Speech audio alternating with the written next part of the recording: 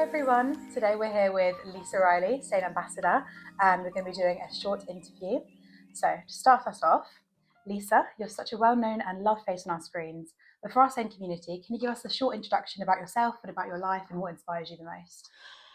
I think for me, from being young, that inspires me is seeing happiness in others, and we do live in a world, certainly over the past sort of few years, especially since COVID, where there is a lot of darkness, and I do like to sprinkle my me. I can't be anything other than that. I've been lucky in my life, since I was very young, from drama school to do a job that I love, be surrounded by people that I love, my family, my friends, my other half.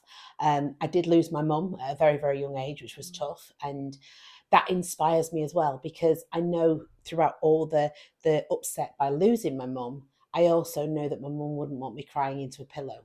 She'd want me to be being me. And I can't be anything other than the person, which is, I am that person from 6 in the morning till 6 at night, that full of beans. It's who I am. It's a very northern term, but we always say full of beans. And I think that's the best way to describe me. Yeah. That's amazing. No, we really appreciate that. As you know, obviously, you've taken on the role of being a SANE ambassador in kind of the legacy of Robin Windsor, who was your dear friend who unfortunately passed away. Yeah. What would you say this role means to you as being a SANE ambassador and taking on this role? How do you feel about it, and what do you think it means? We look at Robin Windsor, and I say, not he was my best friend, he is my best friend. Yeah. I feel like he's here in spirit today. And I want that sparkle, that energy of Robin to live on.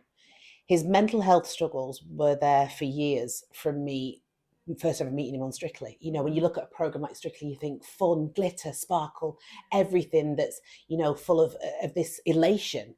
And yet behind all that was trouble, hurt, anguish, darkness that Robin hid. And I never ever thought I'd lose my best friend. I really, really didn't. I thought he'd be in my life forever, and he is, because he's like in my little backpack. And by me being an ambassador for SANE, I keep his legacy alive. I want to keep that sparkle alive, and that adrenaline that he always had.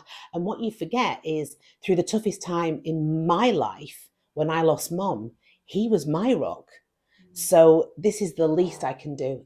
I want to help as many people, and also let people know that no matter how much you're struggling, talking really helps. Yeah. Whether it is the helpline for SANE, or whether it is your family member, your best friend. Me and Robin would talk for hours. I was his comfort blanket. I was his shoulder to cry on, and yet it still wasn't enough. Yeah. It still wasn't enough. So you'd like to think a place like SANE, people might not have heard of it. People might not even know it exists. And so it's my duty, with Robin in my little backpack, to keep helping as many as I can. Yeah. So that's amazing. Obviously, we really appreciate that, and we think it's amazing you're carrying on his legacy with us. Just like as well, we've just recently announced the Robin Windsor Awards, and we have an award winner this year, which is incredible. Yes. So how do you feel about this legacy? What do you think Robin would have thought about the legacy of having the Robin Windsor Award through Royal Academy of Dance? Well, it's true. And people use music and dance and any form of the arts, creativity, to help them go through turmoil that they're going through. And, people can express themselves. You think of contemporary dance, the beauty of contemporary. It's a form of expression. It's telling a story through dance. You think of the tango, the passion. Robin would do that. When he was dancing, his pain would go away. When the spotlight was on him, the pain would it would diminish. And so I really want to encourage your involvement with, the Royal Academy of Dance. It's wonderful. And this award, again, it's keeping Robin's light alive. It's like we've lit a candle for him, and we're not going to let it go out, because his story still needs to be told. And as me and you get older, we can still keep telling that story. Yeah. It's so important, because by doing that, we're helping people. And he'd be so proud. I sometimes think if he was sat where you are now, and he could hear the fact that, the Royal Academy of Dance saying that you've amalgamated together and you've come together to help other people, like, would things be different, and would his struggle have been as bad as it was, but everything's a what if, isn't it? we thought at the time we were helping him as much as we could. And so, so to have this, it's the candles burning for him, and I love that. I do. I love it. So you've been quite open about your own struggles with the loss of your mum and things like that. How would you say what advice would you give to other people maybe who are going through the same sort of thing, or how would you say that's impacted your life? I always advise people, no matter what form of mental health you're going through, it is that truth of finding your tribe and loyalty, and also not to judge other people, and don't ever feel that you're being judged. And that's easier said than done, because as we know, people do struggle. I'm very lucky. I'm quite tough, and I don't let things sort of chip away at me, but I'm a rarity in that sense. But I have found my tribe, and I've found people that have gone through exactly the same, because it's like anything. If someone loses a parent, you go, oh, I'm so sorry. Yes, you send a card. Yes, you send flowers, or you go around with a big bowl of tomato soup because you want to do the right thing. But fundamentally, doing the right thing is going, actually, I'm the same as you. I've lost my parent who, through drama school, every opening night was there. Every program I made she was my cheerleader. And all of a sudden she's gone. And that feeling that I can't cope, and that feeling, how am I going to survive without her? How am I going to carry on without her? I found my tribe, and people that didn't judge me, And even now, as we sit here, that I go, oh, God, why isn't she not here? I've got a big event tomorrow in London. I can't show my mum my dress. I can't. I feel like you were saying, like Robin, I'd be on the phone to Robin going, I'm going to go out the red carpet. Do you think I should wear this colour? I can't phone Robin, can I? So I've got my tribe to go, they're not here. But I know in spirit, Mum and Robin are here, with me going, do you know what? You look kind of good on the red carpet. Is that, you know? That's what you need, though. You need to remember all the good things. Keep fully. Positive. Yeah. Well, that's something that you're really good at, as people who follow you on social media and people that know you and are fans, they know that you're really positive and you have a really good positive outlook on life. What would you say kind of keeps you positive all the time, and what's the kind of like driving force of your positivity? It is the spirit of living. It is, my mum wasn't that lucky. Cancer took her too young, unfortunately. My nana, my mum's mum, again, taken very, very young, too young. And so as I walk the walk and do a job I love, I'm in the public eye, I do have a platform, and I am always my authentic self. I look in the mirror and I go, that's Lisa. It's not someone who comes to work and goes, oh, this is who I am at work. I am this person all the time. And I think people see that in my social media. I have to be authentic for myself, because I couldn't sleep at night. I just think, as a creative, call it kooky, call it bonkers, call it mayhem, whatever, all those little individual isms of me is what makes me. And I like being different. And I think that, unfortunately, the downside of social media is people think they have to follow suit, that they have to look the same and be the same. And I'm the advocate of, going, no, this is your yellow brick road. You walk it how you want to walk it, and we'll all cheerleader you on the way, because you're an individual, and being different's bloody brilliant. It's ace. I love people who are different. It's one of, that's my, you say fire in your belly.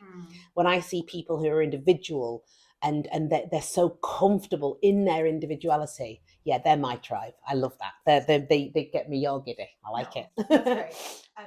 On the same sort of line, I think that you're a really strong positive role model for a lot of people, like considering your career's spanned so many years now on Emmerdale, which is amazing. How do you feel about that? How do you feel about being a positive role model for so many people out there? It's incredible.